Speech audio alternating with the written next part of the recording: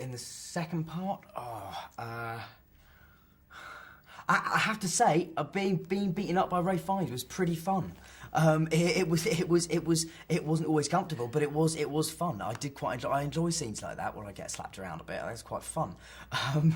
Yeah. So that was good. That was definitely a highlight. Being on the underground cart, which takes us inside Gringotts, being on that cart with Rupert, a guy called John, Warwick Davis, and Helena Bonham Carter, and then Emma, was great fun, because it was just, we were all soaking wet. It was we were just making jokes, and it was hilarious. It was really, really good. That was a fun day, definitely. Fun few days.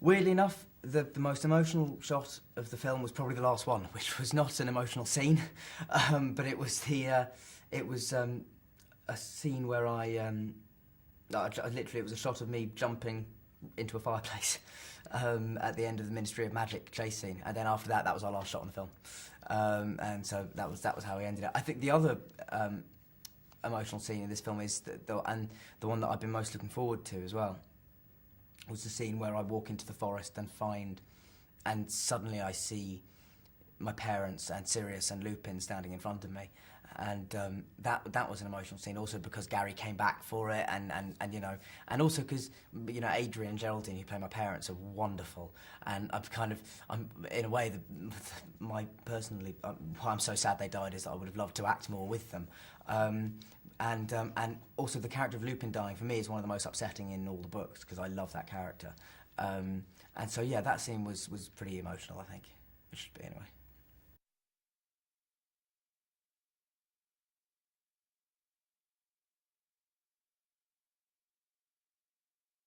Fight for your life, I suppose, would be one of the main themes. It's a battle to save Hogwarts. It's a battle to survive.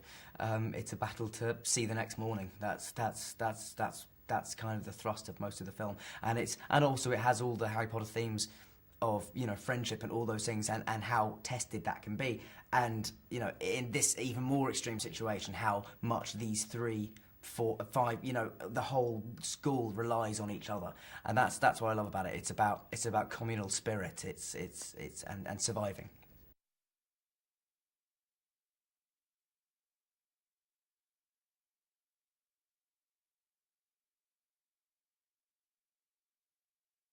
I like to think it has in some ways. Certainly for fantasy films, I think we've us and Lord of the Rings. I think we obviously came out around the same time, and they were just, at that stage, sort of designed for a much older audience, you might say. But yeah, I mean, I certainly think we've set a very high standard, because we've had fantastic directors, and we've also shown that we're not afraid of taking it in a direction that wouldn't necessarily be expected. I don't think many people expected either Alfonso Cuarón or David Yates to be names in the hat for any Harry Potter films.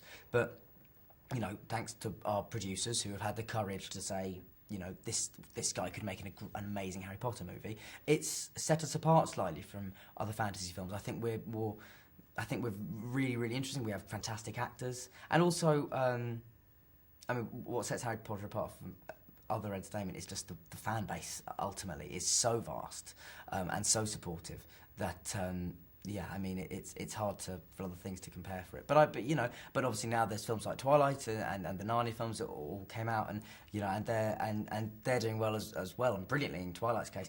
But I think Harry Potter manages to combine an innocence and an Englishness with an edge you rarely see in sort of supposedly children's films.